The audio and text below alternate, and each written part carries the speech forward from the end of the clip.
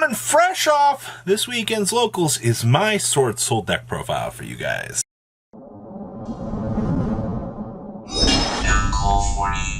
Alright guys, make sure you smash the love and crap out of that subscribe button, and don't be like one of the 35.6% of you that not smashed it. Alright, so we're going to be going through my Tri-Brigade list that a lot of you guys have seen me testing on stream here. For playtesting, I just want to... Oh, Tri-Brigade. Yes, sorry. We were calling this linear before this video. Alright. Swordsoul deck. Swordsoul, yes. Tri-Brigade 2.0 with how linear this thing is. Truthfully. I just got stared at. Everybody's like, oh my god. So this is effectively Tri-Brigade, but way less consistent and more bricky.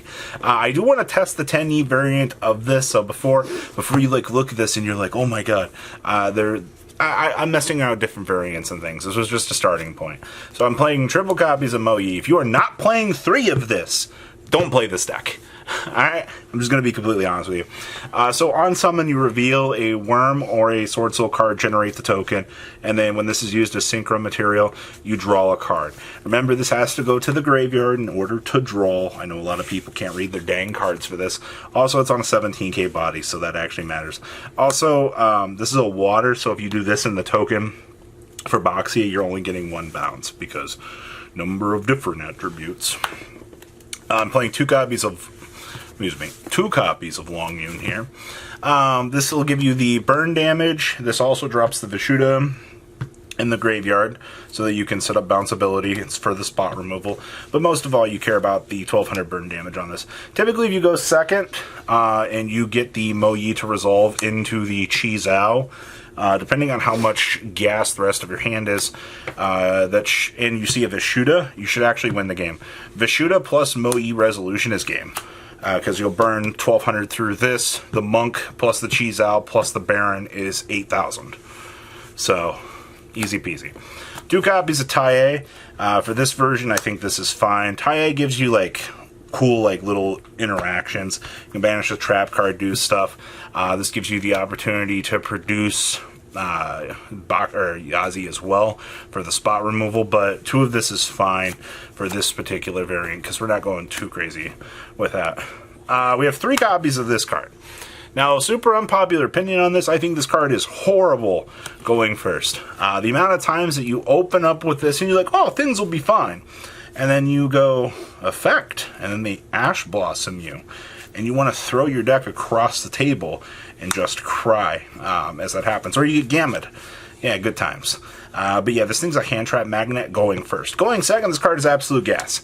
It's free extender on the field. It's great. It's just, I think in every scenario, seeing this going first is just horrible. Alright? But if it does resolve, you're pretty good to go. Also, this comes back off DP.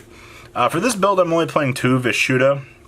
I do want to we're going to test more towards the other version of the deck where we extend out and play the 7 Yang Zings, but this is, if you make or have a normal monster with this, you basically banish it and get a spot removal on effectively anything that you're going to need to see. So that's what we really care about. This puts an extra body on the field if you need to do this into the Verte to make DPE, but outside of that, that's the only real scenario that I see that coming up.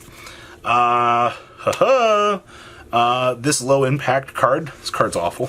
Still playing 3 of it though. 2 copies of Space Rock. I originally had 3 in this list.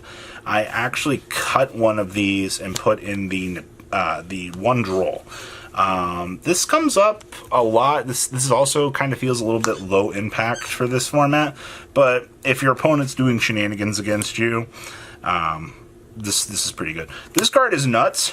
The amount of times that I've sacked this off of a Prosperity while a Revolt was set I'm at an all-time record of 5 on those, and this is disgusting. I think one of this is fine. Don't try to play 2. You get you got to manage your flex spots very correctly here. And then we have the 1 copy of the Veiler. This actually comes up just as an odd hand trap to negate like a Tri-Brigade extension here. It's basically a 4th Imperm. That's the way I'm viewing it for this deck, and I think that's fine, honestly. All right, 2 bricks. Let me tell you about how nice these bricks are. First edition vintage $300 sitting in my hand as I draw it for turn. Nothing says elegant, more like, oh, Why did I spend money to stare at this good card? But honestly, though, resolving this to special summon a Nibiru is absolutely hilarious. You draw the Nibiru for turn, you're like, oh, well, that's nice. And then this says draw 2 cards. Like, that's my payoff with this for the draw engine. Triple copies of Rhoda. This just literally gets your deck started in case something happens. There's nothing really too special to say about it. It also level modifies. I guess I should probably point that out. If it banishes off the tie effectively, you can get a level modification effect, which lets you increase or decrease. Triple Prosperity. This card does 2 things. Alright, this card searches for Fusion Destiny and searches for Ghost Bell of the Haunted Mansion. It does nothing else. That is its life purpose. Speaking of good cards, triple copies of Fusion Destiny. I love ending on Chai Zhao plus Baron plus a Destroy Phoenix Enforcer, and with a free draw on the next turn. Yeah, free real estate. Sakia's card in Yu-Gi-Oh! Feels good. I don't even know why I play this card. I've played at least 30 games of this deck, and I haven't drawn this damn thing once. Even before it was a Starlight, I didn't draw this card. Yeah. Oh, yeah. So, this card's pretty horrible. Okay, so in theory, this card should come up. All right, if you can adjust your hand trap ratios like I've kind of done, and you're playing like the Bell, the Veiler, that's fine. All right, in a deck where you've already kind of got Nibiru built into the deck, that's fine. You can probably drop this, do something else. It's going to depend on like how high of a level that you want to play for an event. If there's like more of a hand trap heavy format, then I think that this is fine to resolve. But that's going to be something like to give consideration to going forward here as to how high impact that this card actually will be. But for the most part, for what I've been messing around with, this card's hit or miss, but I liked it for this deck. And then we have triple copies of Infinite Permanence, good hand trap, and then 1 blockout. About to start playing 2 of this good card because Icarus Attack is the nuts. Alright, extra deck here. In true fashion, we have 2 copies of Chizao. Does 2 come up? Yeah, oddly enough, it does. I think I would continue to play 2 of these. Something happens, it's life. This card's stupid AF. Free Omni Negate that gives you the ability to throw it back into the extra deck and call back out a friend. Alright, level 9 or lower, by the way. That's important because if they Zeus off your guy here and you have a Baron that you can make for next turn, you can just revive the Destroy Phoenix Enforcer. This card, actually, I'm in love with this card. This is the reason why I wanted to play this deck. It is the spot removal that I've always kind of wanted. And if you can force a deck into a grind game with this, or you can just start taking away their answers, this card will single-handedly win you the game. So there's that. Alright, we have 1 copy of Monk. For this build, 1 is absolutely fine. Basically just makes you a body so you can start doing Vishuddha things. Oh boy. 1 Crimson Blader. This is the anti-Mech Knight Fun Deck card, the Mirror Match Hater. That's really about it.